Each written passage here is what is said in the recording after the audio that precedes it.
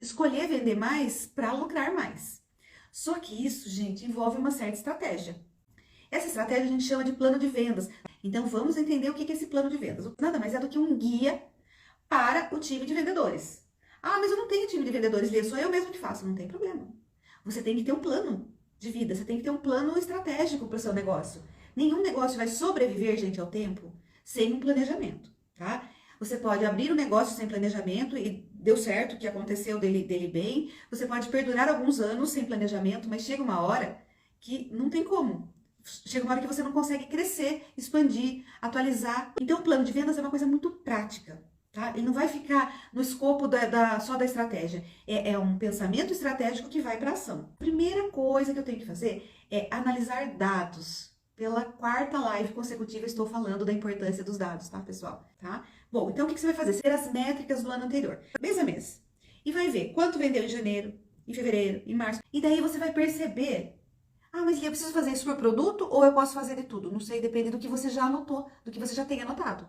Se você tem produto a produto e você trabalha com poucos produtos, você pode fazer ficha técnica para cada produto. Agora, se você tem muitos itens no seu portfólio de produtos que você trabalha, não tem como, você vai ter que fazer pela média de vendas deles. Você vai até saber qual que vende mais, qual que te dá maior margem de lucro, mas você vai ter que fazer a média geral de todos os produtos. Por que eu preciso que seja mensal, Lia? Porque você precisa observar a curva de sazonalidade. O que quer dizer isso? Tem meses que eu vou vender mais, tem meses que eu vou vender menos. Dia das mães, dia dos namorados, dia dos pais, férias, retorno escolar, festas locais, por exemplo, rodeio. Tudo isso é indicador para você perceber o volume de vendas, tá? E se adequar, não só perceber, mas se adequar. Primeira coisa, eu vou mensurar todo o meu ano anterior, porque é um histórico que eu tenho da minha situação. E aí eu vou olhar para segunda coisa, eu vou olhar para esses meses de queda de vendas e para os meses que alavancaram vendas. E vou traçar ações corretivas para que a gente não tenha queda mais. Ou é estoque, ou é preparo de funcionários, ou é número de funcionários, porque eu fui dar férias bem no mês do Dia das Mães para alguém, tá? Não faça isso, gente. Faz uma programação aí que você consiga, sempre nesses momentos que o comércio vende mais, o comércio varejista vende mais, você tenha pessoas em número suficiente para atender os seus clientes, tá? Então, vou buscar ações corretivas, tá? Muito bem. Eu tenho que fazer uma pergunta nesse momento, quando eu estiver olhando para essa queda de vendas. Eu tenho capital de giro para aguentar quanto tempo sem vender? Vocês têm que estar sempre se perguntando sobre isso. Quanto tempo você dá conta de tocar a tua empresa com todos os custos fixos, honrados, sem entrar no vermelho, com queda de vendas? Ou você está completamente dependendo do que entra naquele mês? Se tiver, gente, para tudo. Para tudo, porque o erro já está aí. Falei em umas lives atrás sobre a importância de quando você abre uma empresa, você já abrir com 3 meses de capital de giro injetados, né? Um capital injetado, referente a 3 meses, ao custo de 3 meses. Para quê? Para você trabalhar na folga, para você não ficar desesperado, para você vender naturalmente e aquilo vai repondo o seu caixa. Vocês podem deixar numa aplicação, vocês podem deixar numa conta jurídica, tá? Mas você tem que ter pelo menos 3 meses de capital de giro, que é a soma do seu custo fixo, mais o custo variável, mais o seu salário de labore, tá, gestor? Você inclui isso aí no seu custo fixo. A soma for compor o seu capital de giro mensal. Você tem que ter isso vezes 3 na tua conta, que equivale a 3 meses, para você não ter problema quando há uma queda de vendas, porque às vezes a queda de vendas acontece por uma circunstância que você não consegue controlar, por exemplo, a pandemia, né? Tá? Quem estava prevenido para a pandemia sobreviveu. Quem foi criativo na pandemia sobreviveu. Quem não foi criativo e quem não tinha preparo, inclusive financeiro, não deu conta. A gente está vendo esses resultados até agora, né, gente? Tem pessoas que ainda não se refizeram no pós-pandemia, porque o estrago foi grande demais, para quem não tinha preparo. Muito bem. Terceira questão. Eu tenho que buscar um resultado melhor do que o ano anterior, né? Porque eu vou querer vender igual ao ano anterior. A ideia é que eu tenha um crescimento, nem que seja pequeno. Ah, mas como que eu programo esse crescimento? Eu fui dar uma pesquisada, pessoal, tá mais ou menos em torno de 8% que a gente coloca a taxa de crescimento anual. Põe lá 2%, pelo menos para você sair um pouquinho, sabe, do padrão e programa esse crescimento aí de pelo menos 2% no ano, que é nada, tá, gente? A gente pensa em pelo menos 8% ao ano. Gente, o negócio é de vocês. Se vocês quiserem colocar 100%, acho ótimo. Quanto maior o lucro, melhor para vocês. Percebam se a demanda tá legal para você ousar nas metas, ok? Muito bem, quarto passo, faça uma previsão de vendas ou uma projeção para o próximo ano. Quanto que eu vou vender por mês? Já acrescido deste percentual que eu desejo crescer. Quanto vai custar isso para você em termos de investimento? Você vai ter que investir em marketing? Você vai ter que melhorar a fachada da sua loja? Você vai ter que investir em vitrine? Contratação de novas pessoas, treinamento de pessoal, que é muito importante, tá? Vendas, gente, não pode ficar sem treinamento, tá? Ficou sem treinamento, não adianta você cobrar o vendedor. Ah, meta, esquece. Gestor, essas lives são para você, gestor, não são para os seus funcionários, tá? Funcionário obedece o que a gente fala e quando faz sentido para ele. Você que tem que ter clareza de que o seu funcionário requer treinamento. Isso é sua responsabilidade. E se você não tem condições de dar treinamento, contrate pessoas que façam isso para que você possa dar conta dos seus resultados, como gestor, como líder. E saber tudo o que você deseja para aquele ano, para que você distribua nos 12 meses. Por exemplo, você contratar uma empresa de marketing e você já sabe que sei lá, R$1.000 por mês, tô chutando aqui, tá? Você já põe aqueles R$1.000 como custo fixo seu de marketing, tá? Isso já tem que ir pro seu custo fixo. Então, o que vai acontecer, gente? Você vai empatar.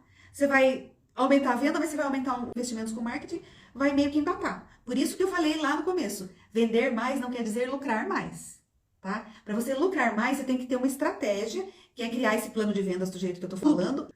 Tanto o sucesso quanto o fracasso de um negócio se deve ao gestor. É ele que vai ter habilidade ou não para lidar com as situações. E se ele não tiver habilidade, ele ainda tem o recurso de contratar alguém para ajudá-lo. Então não tem desculpa para errar, tá?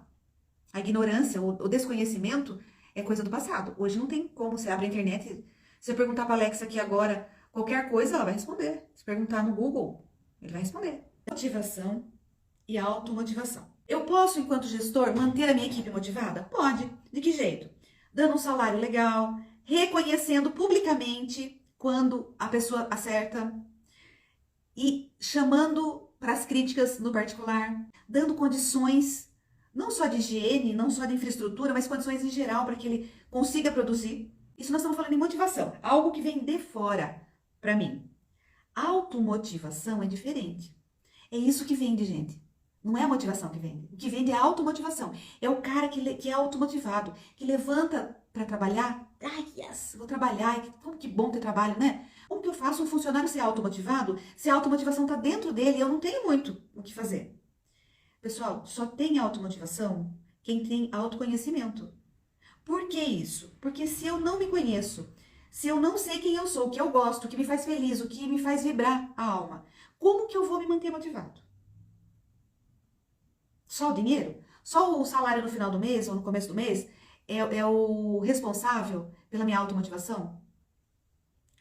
Automotivação nem tem nada a ver com dinheiro, gente.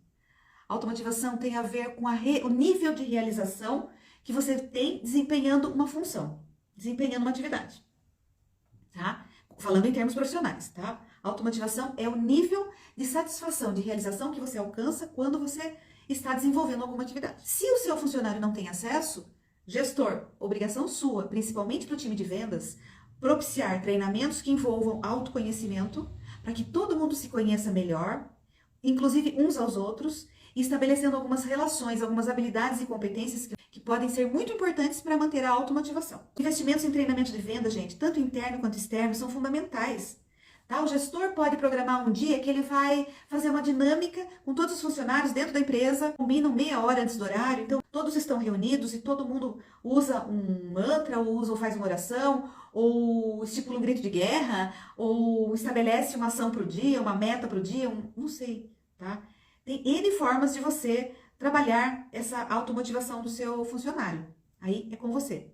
E se você não sabe, procure quem sabe te orientar. Habilidades comportamentais, que são chamadas também de soft skills, tá? Que tem a ver com quem você é. Por isso que eu falei do autoconhecimento. Autoconhecimento é uma das soft skills mais procuradas aí pelo mercado. Por quê? Porque ela gera muitas outras.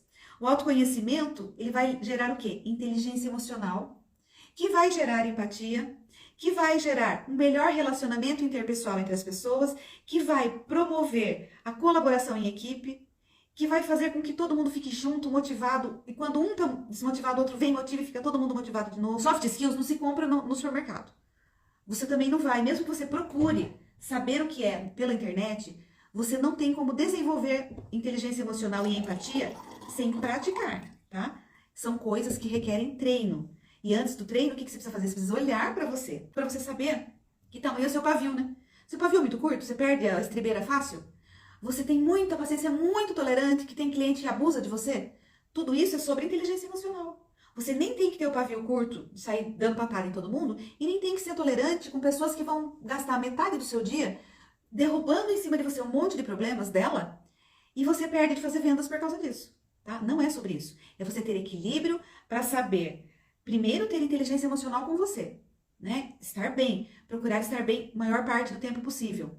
E isso, gente, é escolha, ter equilíbrio, porque inteligência emocional não é sobre, aceito tudo, não, é você ter equilíbrio. E também dizer para as pessoas que seu limite vai até ali, inclusive para o seu chefe, que às vezes abusa um pouco, tá? Então, e o chefe às vezes é abusado também pelo funcionário que mente, que mata não sei quantas tias por mês, né, pra faltar, que chega atrasado e dá desculpa, que fica escondidinho lá no celular e não faz nada, enfim, né? Tem N situações.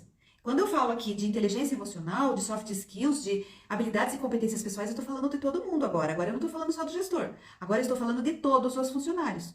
Todos têm que ter inteligência emocional, todos têm que ter empatia, todos têm que ser colaborativos, todos têm que pensar na equipe, todos têm que se comunicar da forma mais clara possível, né? Muito bem. Agora nós vamos para alguns termos técnicos de venda mesmo, tá? Por quê? Porque você pode ouvir falar e não saber o que é. Então, o primeiro termo técnico de vendas que eu vou trazer para vocês: prospecção. Quando a gente vai procurar prospecção no dicionário, quer dizer que é um método, uma técnica para você localizar jazidas de minérios. Sei lá, eu quero saber onde tem diamante. Eu vou fazer uma prospecção, eu vou fazer uma investigação para saber a localização exata daquele mineral. Ok? Prospecção ao pé da letra seria isso. Prospecção no marketing, nas vendas, é a busca pela localização do seu público-alvo. Você tem que saber onde ele está. Mas meu público-alvo está na internet. Ótimo, está na internet, faça ações na internet. Fazer alguma coisa que os atraia para mim, para o meu universo, para o meu espaço. Você tem que tomar cuidado, a responsabilidade de quem, gente? Dos funcionários? Não, do gestor. Porque é ele que não está olhando para isso. Os funcionários estão fazendo o melhor que eles podem, dentro do que eles conhecem. Jovenzinhos. Eles só conhecem aquela informação. Então, esse gestor ele tem que estar se ocupando desse treinamento, dessa padronização de atendimento. Uma das técnicas muito curiosas, que eu adoro trabalhar isso, é o rapport. Isso aqui é o rapport, na verdade. É a conexão entre duas pessoas. Não tem pessoas que parece que você conhece da vida inteira? É mais fácil vender para quem você está conectado ou para quem você está desconectado? Pergunta básica, né? Óbvio que se houver conexão, muito melhor. Nossa, parece que eu conheci essa pessoa da vida inteira. Nossa, é tão suave comprar com ela que ela parece que até adivinha o que eu tô querendo. Por quê? Porque a pessoa é observadora, porque a pessoa pode ser que tenha prática já, né, em atendimento, ou ela estudou sobre atendimento, ela gosta de se aperfeiçoar em atendimento, ou ela tem uma predisposição mesmo de criar conexão com as pessoas, é natural dela. É que como um bebê, gente, o bebê não tem hora que olha assim, um bebê que você nunca viu na frente, ele olha pra você e sorri. Isso é uma conexão de amor. Porque o que a gente faz? A gente imediatamente, na hora que vê o bebê sorrindo, a gente o que faz? Sorri também. Né? É a técnica de espelhamento dentro do rapport. Pensa em rapport como conexão e pensa em conexão como mais vendas para você. Negociação é o ponto mais importante da venda. Porque às vezes você está gerando todo o processo de venda e a hora que chega no fechamento você não consegue fechar. Porque a pessoa pensa um pouco melhor, ela fala, acho que eu não preciso disso agora, acho que eu vou deixar para outra hora. Esse momento de fechamento é extremamente importante. Sabe quando você vai fechar uma venda? Quando você estiver no time certo. Quando você estiver atento para fechar na hora certa que a pessoa vai desistir da venda. Você fecha naquele momento, tá? Só ouve. Depois, você vai reforçar a objeção dele com uma pergunta. Você não tem tempo agora? Quando que seria um bom dia para você, pra gente voltar a conversar? Vamos já marcar. Já deixa marcado. É assim que funciona. Você tem que combater a objeção. Uma forma de você combater a objeção é com uma pergunta. Tá? A pessoa fala assim, vou falar com meu marido, você não quer já conversar com ele? Eu vou separando essa peça pra você, porque olha, essa peça Se eu deixar ali no cabide, já vai vender. Então, eu separo aqui algum tempinho pra você já vai com seu marido, eu te aguardo aqui, não tem problema.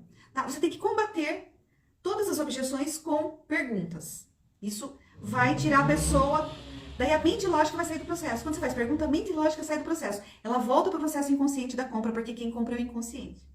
Tá? Quem gasta o dinheiro, gente, é o inconsciente. É o psicológico. Tá? Porque a mente lógica, ela sabe que ela não precisa de 20 pares de sapatos se ela só tem 2 pés, né? Ela só precisa de um par. Mas as outras questões, né, emocionais, psicológicas, é que fazem com que a gente compre mais sapatos. Terceira coisa, priorize a eliminação do obstáculo. Você vai sempre fazer uma pergunta e vai sempre, logo em seguida, já dar uma solução, eliminando esse obstáculo, eliminando essa objeção. Ah, eu vou falar com meu marido, olha, mas se você fizer assim, assim, assim, você nem precisa comprometer o orçamento da casa, ó. Se você parcelar em 10 vezes, você nem vai comprometer o orçamento da casa. Elimine a objeção principal, tá bom? Sempre dá mais forte, da objeção mais forte, aquela que tá pesando mesmo, para mais fraca, tá? Elimine primeiro mais forte. Confirma se o problema realmente foi sanado, se aquela objeção realmente você tirou do campo ali, para você poder ir para outra, né? E a hora que você perceber que limpou tudo, que não tem mais objeção, já parte para o fechamento de venda. O pulo do gato para o fechamento de venda é o seguinte: não vai perguntar para a pessoa, você vai ficar com essa peça? Não. Você pergunta assim, cartão, Pix ou à vista? Ou em dinheiro? A pessoa não sabe muito bem o que ela fala. Ela já não tem mais como dar desculpa. Você já eliminou uma etapa do fechamento que iria fazer com que ela perguntasse para você, que ela fizesse objeção para você. Você eliminou isso. Quando a pessoa pegou e gostou, ficou lindo para você. Mas seja honesto, se ficou realmente bom. Não vá vender coisa que não ficou bom para a pessoa, porque ela não vai voltar a comprar com você, porque ela vai saber que você mentiu, tá? Você tem que ser honesto com o que você faz, porque senão você não adquire muitos clientes, não. Você não vai durar muito como vendedor. Então, o que você vai fazer? No fechamento, você vira para ela e fala assim: você gostou desse? Ótimo. Pega da mão dela, já vai indo pro caixa. Como você quer fazer? Pix, cartão ou vai ser em dinheiro? Ela não vai ter, você deu 3 possibilidades. Ela vai ter que dar uma opção ali pra você. Tá? Eu vejo excelentes profissionais fazendo isso, gente. Eu não aprendi com eles. Eu aprendi comigo mesma, com os meus erros mesmo, no meu dia a dia, sendo vendedora, né? Que no começo, a gente é tudo dentro de uma empresa, né? Eu também era a pessoa que vendia. Então, eu aprendi tudo isso que eu tô ensinando pra vocês. Hoje a gente tem isso tudo sistematizado na internet, mas isso eu aprendi no meu dia a dia. E treinava os meus funcionários para fechar a venda desse jeito. E não tinha erro. Raramente entrava uma pessoa para pegar o orçamento conosco e saía sem fechar a venda. Era assim, de 20 tinha um que não fechava, que ia pensar depois, só que eu tinha uma estratégia também, tá? Que eu anotava o telefone dele, dizendo que se eu podia anotar o telefone, porque naquela época não tinha WhatsApp, né? Se eu podia ligar quando eu entrasse em promoção. E passados 24 horas ou 48 horas, dependendo do contato, eu ligava e falava assim: olha, tô te ligando sobre aquele orçamento que você fez. Olha, se você conseguir fazer a inscrição até dia tal, eu consigo te dar 10% no valor da inscrição. Eu consigo não cobrar a inscrição sua. Percebe? Você tem que ligar para ele depois, ainda mais agora com o WhatsApp, gente, é muito fácil vender hoje. WhatsApp na mão, gente. E o cara o dia inteirinho na frente do celular, tá? Não tem jeito. Você vende, não tem como. É só você querer, ok? Bom, muito bem, pessoal.